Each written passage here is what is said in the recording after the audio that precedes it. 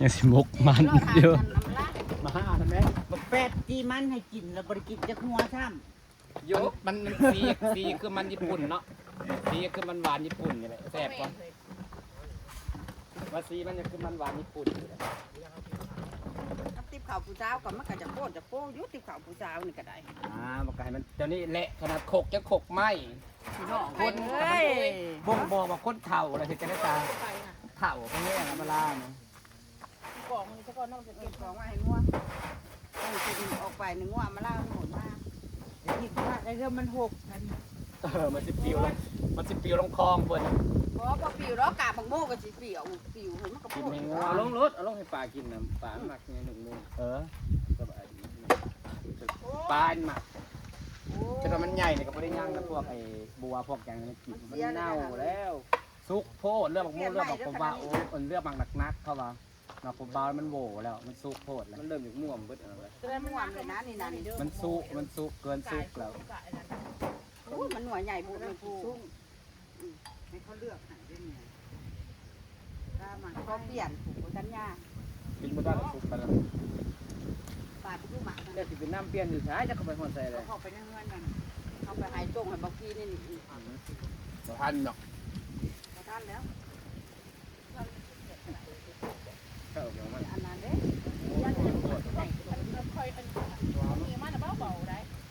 แซ่บก็มันอยากแซ่บไม่ได้เท่านั้นแต่มันแซ่บเลยอัมมาลาใส่หมักผักใส่หมักน้ำจะจัก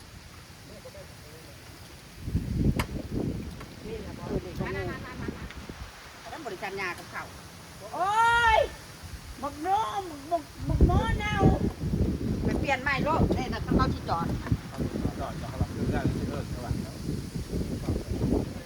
เพื่อต้องใส่อย่างเปลี่ยนเขาภาพไปไว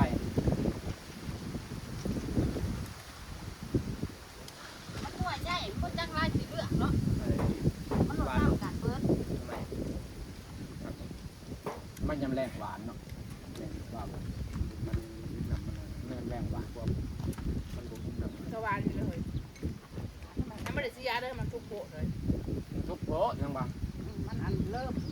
เรื่องคอยปลูกมันได้กินหมากเลยเด้อ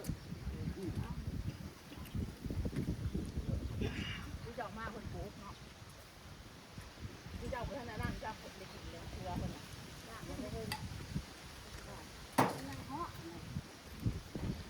มาพี่น้องกินข้าวเจ้า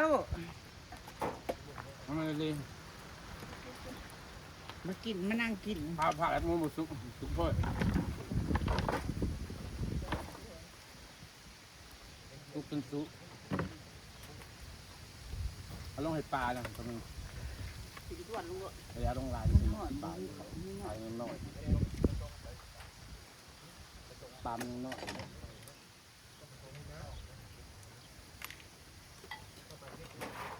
มากินนี่ว่าสองคนอยู่เว้ยมาเฮ็ดตีกินตอนท้ายคลิปนี่เอาปิดคลิปแล้วก็จะเมื่อไผเมื่อมันโหลดไปเออ ไปกินค่ะ เกมเขือจะรุนเนาะ คือเหลือนแจ้งกับพี่น้องปลาทะเล โอ้ยดังนั่งเลยจัง พอใส่ซองสั้นคนนี้นะ ตอนก็เย็นเอาเนื้อเลย กระซองเจ้าก็เบิ่งอยู่กระซองใส่ อีกชั้นหนึ่ง บ่หัวดอก อ๋อจะออกไว้ให้ตอนนี้ว่าไม่ใช่เรื่องน้ำบุญอย่างนี้เพื่อมันฆ่าขาดแล้ว นี่นะเพื่อนน้อยอันนี้ คือ เชิญนะมันเป็นแต่เย็นก็ขึ้นนะ แซ่บพี่น้องแซ่บเฉยไหมเก่งไหม เอากระแทกเลย แซ่บหวาน ก็แทนจานหมด แต่มันหวานน้ำหน่อไม้ หวานนะ แม่ผักอะไร กระยาดอยู่ได้ มันอ่อนนะเฮ้ยมากจะเป็นอย่างนี้เป็นคนตะกร้ากินบจานมืออื่นนะเยอะเป็นใส่แว่นเสื้อคุณนี่เจ้าเลยก็มีห้องก็มันเป็นห้องแล้วใส่แว่นในตาขอบเป็นผักแล้วมันอยู่ตรงไหนซึ่งน้ำเกลือพวก แล้ว เท้าแล้วหยุดแล้วเนื้อปูแห้งหรือว่ามันคือกระปั้นมันจะน้ำแข็งมันกาจุก ก็มาไปหาหมอ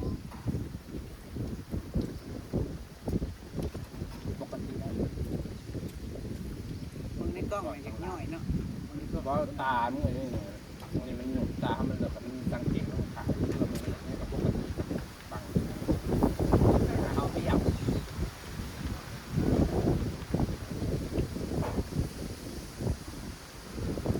ใส่ยาได้ยาเจ้าก็ดีแกเจ้าไป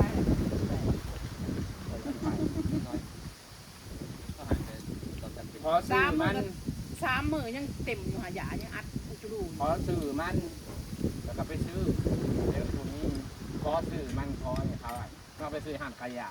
มันก็มีมาแต่ละ ถามซื้อยาซื้อเนาะเขาก็ซื้อเอง เขาไปยาอยู่ไทยมันดีนี่แล้วก็ขอซื้อเขา แต่ขอเบิ่ง เขา ก่อน แพง นั่น นะไปเอาเขาเบิ้ง ในร้านขายยานะเบิ้งนี่ มันซื้อยามันซื้อ ขอซื้อมันขอแพงมันน่ะ เขาสะก่อนนะเขาสะก่อนจะมาใส่ยาแบบ เขาขายซื้อ มันไปใส่แบบนี้ดอกนึงซื้อวุ้ดแบบนี้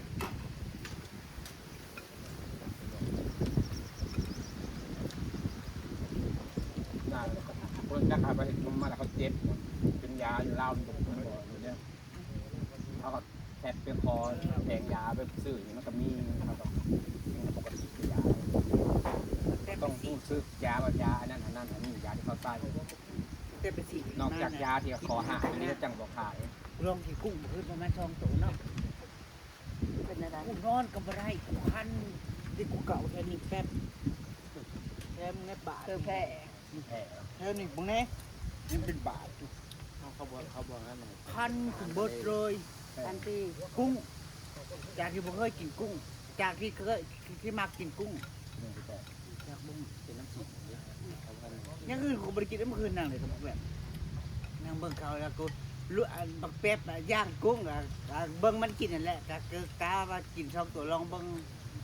ถึงเห็นผล ไม่นอน อันตรายจะชมงาน ยังก็เลยสิแพ้ก็จะเห็นหลายเม่นเป็นเพราะเธอกินกุ้งปลาหมึก เขาฉีดมากเขาก็อะไร มันเป็ดน้ เป็นดื้ออะไรสิมัน ำยังสิแพ้สิบ งานแล้วก็สิแพ้บดสุย่างก็แล้วก็แท้ จ้อยลงเห็ดมาน่ะอีวันน่ะเจ้าคือจ้อยแต่ มันบากลำ ตะ บน กี้หนากูเต้นแล้วไม่ก็ว่าเมื่อก่อนน่ะกูหนาเต้น เจาะไอ้แล้วคนนักขี้อ่ะเฮ้ยคิดลาย อยู่ดีๆก็ไปเฮ็ดไม่ต้องไปเฮ็ดยังจำนะ นะ จากงานมันกลายเป็นทีเนาะ แต่มันย่อยนะแต่มันย่อยนะ เครียดความเครียดอะไรเด็กคนจอดแล้ว มันได้จากงามลายกับกายที่ละจับ งามไปบอกกันได้งามหนาเต็มก็คือ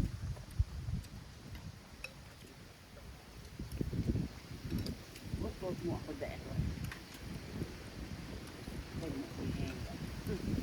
บริแห้งมีแห้งเลยเราใส่เสื้อกันยาวแล้วมีแห้งแล้วมันบ่แห้งดิ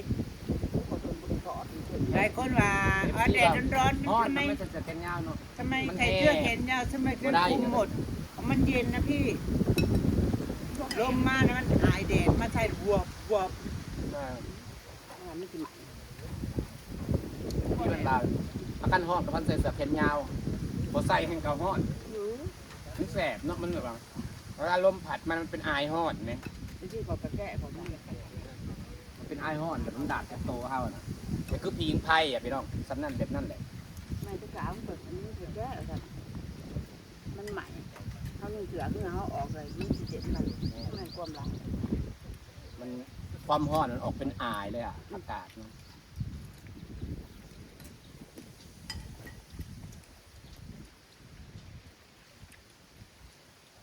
ต้มไปกับน้ำพริกเดี๋ยวเนาะคือว่าหยั่นหวานว่าต้มไปกับน้ำพริกเดี๋ยวเนาะแม่นเราก็ว่าหยั่นว่ากับกล้วยหน่อไม้อะ ไปชุมมาหันนะ ต้มได้สิขาด มีแพงไปหากับแว่นกระปายไม่ แล้วก็ไม่จะมา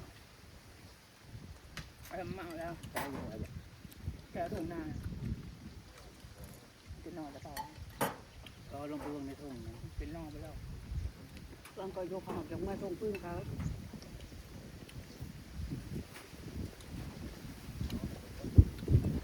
มาอยู่น้องบอก เราก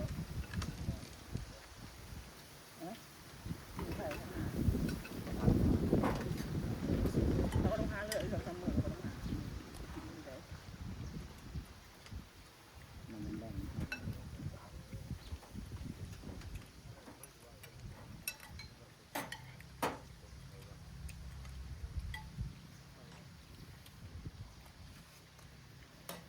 ยำกับโบเน่นแห้งยำเขาไป ย่ำว่าจะช่วยต้นน้ำไม้ได้ไหม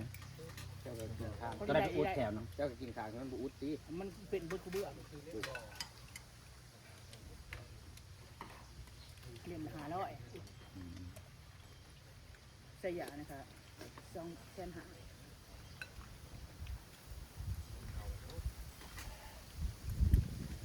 พอเวลาเจ็บมันทรมาน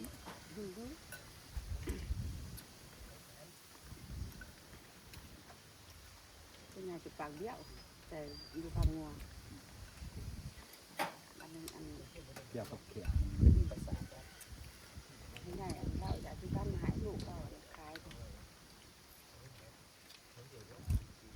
เปลี่ยนยาสีฟันน้ำตัวแบบรักษาแถวแม่เอาเปลี่ยนเปลี่ยนน้ำตัว เปลี่ยนไปเลย เพราะว่าที่ผ้าหัวอย่างนะคะผ้ารถมา กระลมกับบ่ไม้กูแม่จ้างติดหาย ลืมก็ยังว่า ออกมามื้อนึงกับแม่ทั้งลูกเบิดมื้อเที่ยวมาบ่จื้อมา พันลบอะไรนะพวกใส่ให้เพิ่น มัน ตัด ลืมไป เนี่ย มาก็ลืมไปมาก็ลืมให้เราจ้างมาที่นี่เป็นว่าพระเจ้า สร้างมันก็เริ่มสิอิ่มไปแล้วส่วนพวกขาอิ่มแล้วนะจ้าพี่น้องจ้าสิบฝากบรรยากาศไว้สักหน่อยนะพี่น้องเย็นเด้อวันนี้เนาะลมมาได้ไม่แห้ง